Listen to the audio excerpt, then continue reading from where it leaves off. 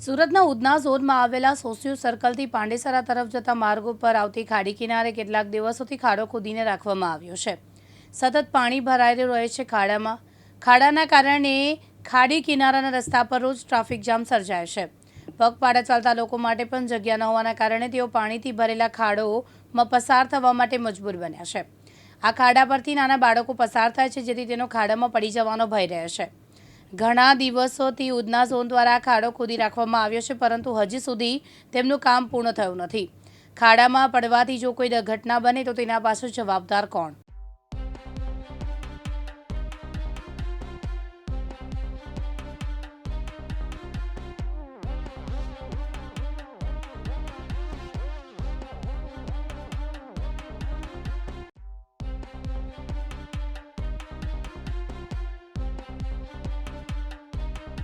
મુકેશ ગુરવ, દિવ્યાંગ ન્યૂઝ, સુરત।